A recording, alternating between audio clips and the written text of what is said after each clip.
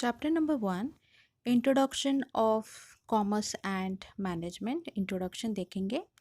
All the human beings requires different types of goods and resources to satisfy their needs. हर एक इंसान को उसकी needs satisfy करने के लिए गुड्स लगते हैं और सर्विसेज भी वो यूज़ करते हैं to get their wants satisfied, and so they keep themselves busy and do some activity throughout their life. इसलिए ह्यूमन बीइंग हर वक्त किसी ना किसी एक्टिविटी में इन्वॉल्व होते हैं और वो थ्रू आउट द लाइफ ये कंटिन्यू करते हैं. All the activities can be classified into two types of activity, that is economical and non-economical activity. नीचे टेबल देखिए, human activities are divided into two, non-economical activity और economical activity. Economical activities are further divided into three types, that is a business, profession and employment. Non-economic activities. Non-economic activities are those human activities which are performed to satisfy personal, social, religious, cultural and sentimental requirement without monetary expectation. यानी वो ऐसी इच्छाएं होती है जो हम पूरा करते हैं, उसके बदले में हमें पैसे चाहिए नहीं होते. We don't expect the money in exchange of it. For example, reading the book, serving the people, cooking by the mother, ETC. हमारी मम्मी हमारे लिए काम करती है, कुकिंग करती है, हमारा केयर करती है. वो क्यों करती है? Because she has a affection towards us. हमारे साथ उनका एक गहरा रिश्ता होता है, वो है प्यार का. इसके बदले में वो पैसे नहीं चाहती है. She only provide the service towards us. एक ऐसी सर्विस प्रोवाइड करती हैं जहाँ पे सिर्फ प्यार होता है. तो ऐसे एक्टिविटी को हम बोलेंगे नॉन इकोनॉमिकल एक्टिविटी. हम खाते हैं, सोते हैं, नाचते हैं, गाते हैं, we play, we dance, we sings. ये सभी एक्टिविटी कौन सी एक्टिविटी है? Non economical activity. See economical activities. Action that involves production, distribution, consumption of goods and services at all the levels within the society is known as economical activities. For example, worker working in the factory. जो worker factory में काम करता है उसके बदले में उसको salary, wages दिए जाते हैं. एंड दस economical activity facilitate earning livelihood. जो भी हम काम करते हैं उसके बदले में जब हमें पैसे मिलते हैं तो उसको हम बोलेंगे economical activities. Business represent organise effort by an individual और a group of individual. Business activity ये हमेशा ग्रुप में जाती है, वहाँ पे काफ़ी लोग काम करते हैं. So it is known as a group of individuals. It is a systematic efforts by the business peoples to produce goods and services and sell them in a market to ripple the reward by the way of profit. It satisfies the multiple and the complex need of a society. Business में आप goods and services produce करते हो, उसको market में cell करते हो, तो main M आपके बिजनेस का क्या होता है? To earn the profit. और जो भी सोसाइटी की लोगों की जो भी मांगे होती है, जो भी उनके एक्सपेक्टेशंस होते हैं, उसको पूरा करने का काम ये बिजनेस करता है. Production of goods actually means making of goods. It may be agricultural goods or finished goods produced in the factory. Goods can be produced with the manpower or with the help of a machine. यानी आप manually भी काम कर सकते हो और machine made भी कर सकते हो. For example, cultivating the piece of a land and growing the food grains is an example of the agricultural production. However, converting the oil seed into the edible oil with the help of a manpower as well as a machine power is an example of manufacturing of goods. Now, third paragraph we are going to see. Distribution includes marketing of the goods and services. It involves transportation, warehousing, advertising, which affects the or facilitate the transfer of goods from the producer to the final consumer. Distribution is a very important part as per as the business is concerned. जो भी माल आपने बनाया है, goods बनाया है, वो ultimately consumer के हाथ में जाना चाहिए. मीन्स प्रोडक्शन से लेकर कंज्यूमर तक का जो प्रोसेस है वो आपको कंप्लीट करना पड़ता है. और उस प्रोसेस में काफ़ी सारे एलिमेंट छुपे हुए हैं. That is transportation is there, warehousing is there, advertisement is there. तो ये भी सभी एक्टिविटीज़ आपको कंप्लीट करने पड़ते हैं, which is also the part of business. Definition of business, 2 definitions are given. आपको इसमें से जो सिंपल लगे वो आप बाहर कर लीजिए, because you are going to write the definition in the answer also. Short note हो या लॉन्ग आंसर हो, आपको अगर क्वेश्चन आता है बिजनेस रिलेटेड तो उसमें आपको डेफिनेशन लिखनी है, जो आप इजीली मेमोराइज कर सकते हैं, एग्जाम में रिप्रोड्यूस कर सकते हैं, वही डेफिनेशन आप लिखिए.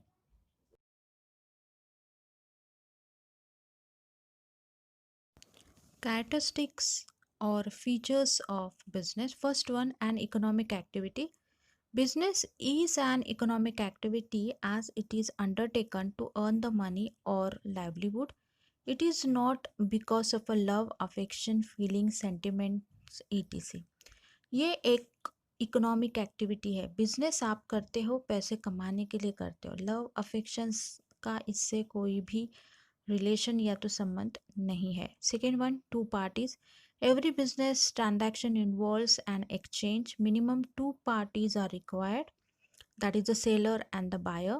Business transaction is a result of an agreement between the buyer and the seller which can be oral or written. Third one, profit motive होता है. The basic purpose of a business is to earn the profit from its activity. जो भी activity आप conduct करते हो उसका main M यही होता है कि आप उसमें से अच्छा प्रॉफिट कमाएं. Businessman try to maximise the profit either by increase the volume of sale. आप सेल को बढ़ाइए और रिड्यूसिंग द कॉस्ट, खर्चा कम कर दीजिए. It is the speed of business which keeps the business going on in a long term. The amount of a profit may vary from business to business. Fourth one is the production of goods and services. Before exchanging the goods and services, they should be produced by the businessman. आपको goods produce करना ज़रूरी है. Goods are either manufactured, आप उसको खुद बना सकते हैं, और प्रोड्यूस फ्रॉम द सप्लायर, या किसी और से भी वो आप बना के ले सकते हो. With the aim of selling, main aim क्या है आपका? सेल करना. Is further to the consumer for the profit, यानी आप किसी और से भी वो ला के दूसरों को सेल कर सकते, उसके बीच में का जो भी प्रॉफिट है वो आप कमाओगे. Fifth one, exchange of goods and services. Business involved the transfer of goods and services directly or indirectly with the money or money worth. Monetary exchange is the exchange with the money.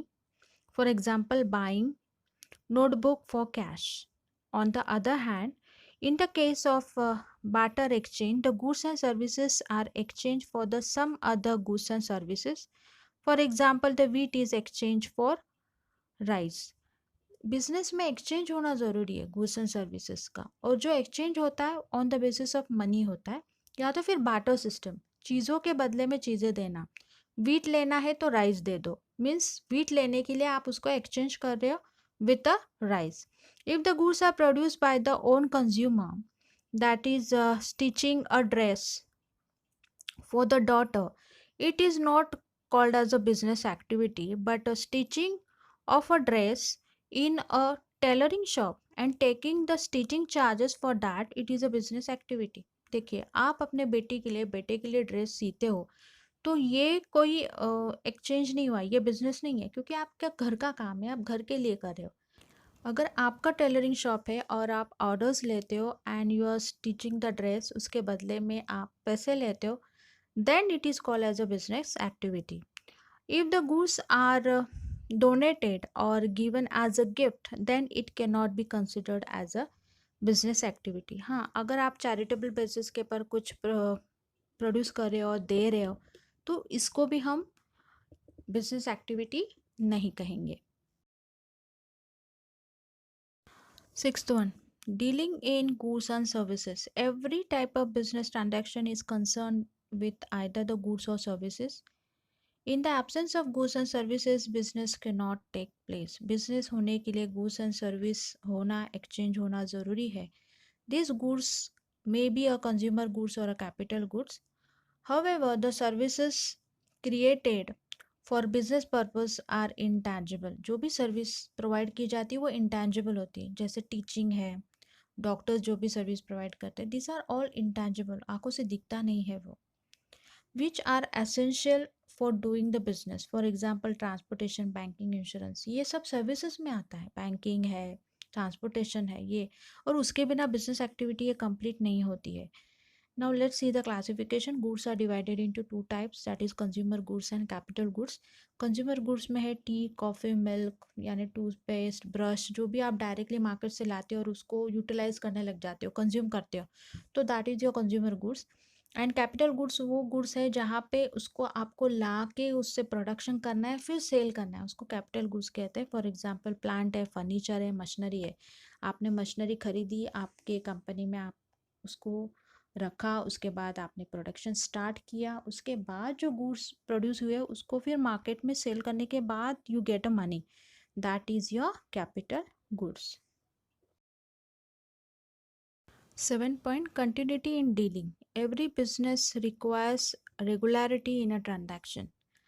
One single transaction does not constitute a business. For example, if a person sells its own motor car and earns a profit, then it will not be considered as a business activity. But if he is a car dealer and so he sells and purchases the car regularly, then it is considered as a business activity.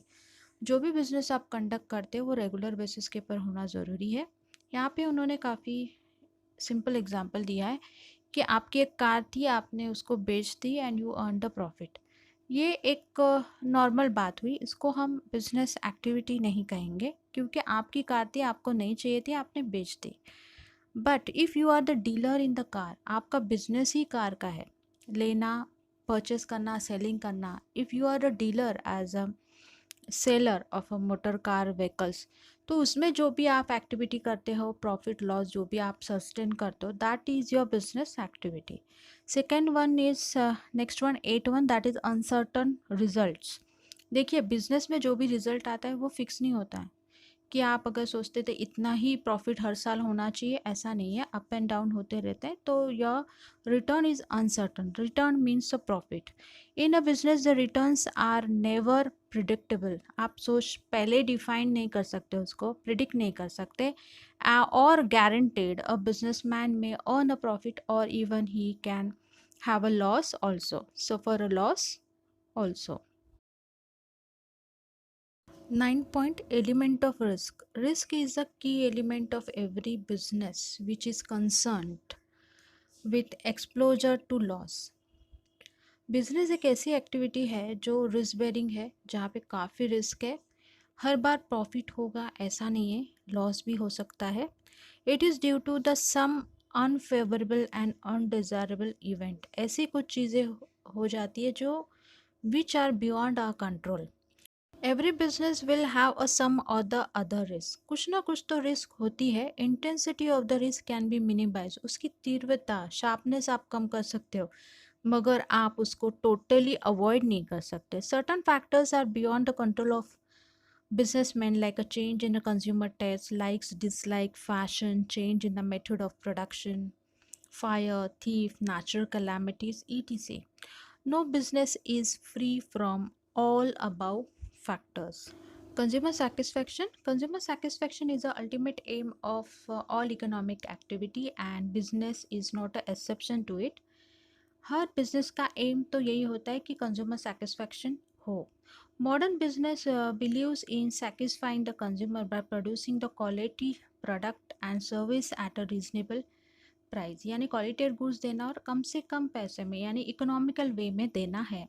The purpose of the business is to create and retain the consumers. Consumer को retain भी करना है और उनको satisfy भी करना है. This is the one of the main objectives of business activity.